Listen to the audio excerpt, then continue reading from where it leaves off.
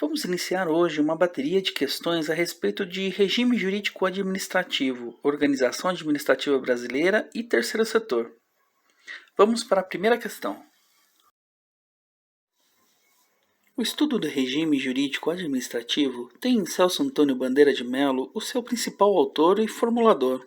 Para o citado jurista, o regime jurídico administrativo é construído fundamentalmente sobre dois princípios básicos, dos quais os demais decorrem.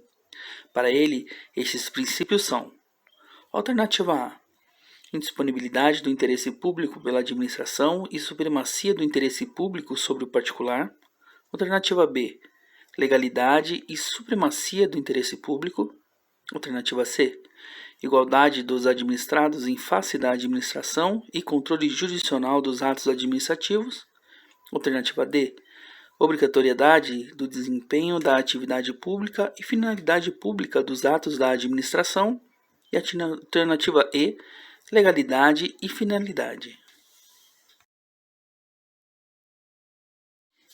A resposta é a letra A, indisponibilidade do interesse público pela administração e a supremacia do interesse público sobre o particular.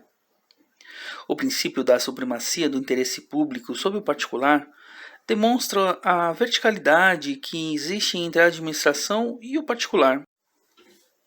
Toda vez que a administração exerce unilateralmente obrigações para o particular, ela é respaldada pelo princípio da supremacia do interesse público sobre o particular.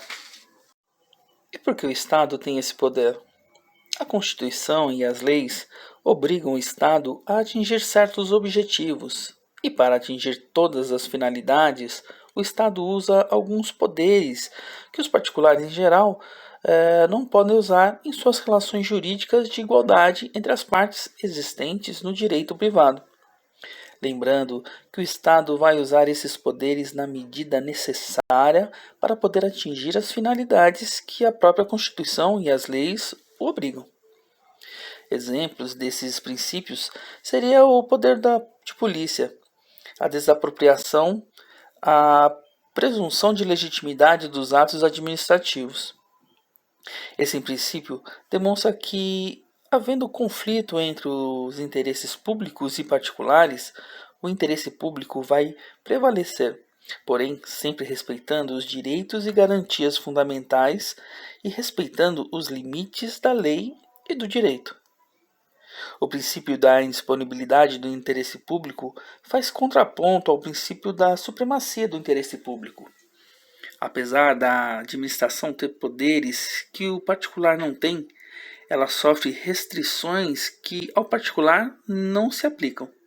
Essas restrições vêm do fato que a administração não é dona, proprietária da coisa pública, não é titular do interesse público, mas sim o povo. Vejam o que diz o parágrafo único do artigo 1º. Todo poder emana do povo, que o exerce por meio dos representantes eleitos ou diretamente nos termos desta Constituição. O princípio da indisponibilidade do interesse público faz com que a administração só possa agir quando houver lei que a autorize ou determine sua atuação, e sempre no limite da lei.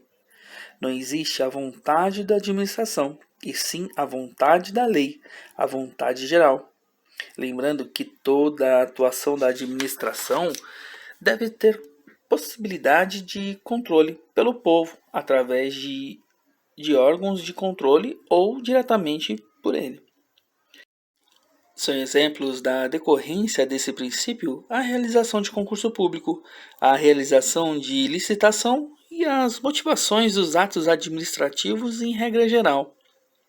Em resumo, os mais importantes autores que falam sobre o regime jurídico administrativo enfatizam a existência, de um lado, de prerrogativas especiais da administração, de poderes não existentes no direito privado, e de outro, de restrições às limitações na atuação administrativa, que não se verificam entre os particulares.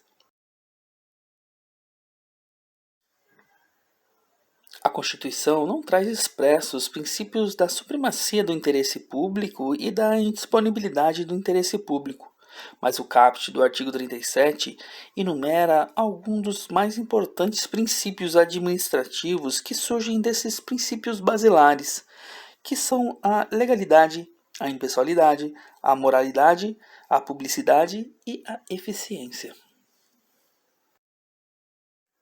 Na nossa próxima aula, vamos continuar a bateria de questões a respeito do regime jurídico administrativo, a organização administrativa brasileira e o terceiro setor. Até mais!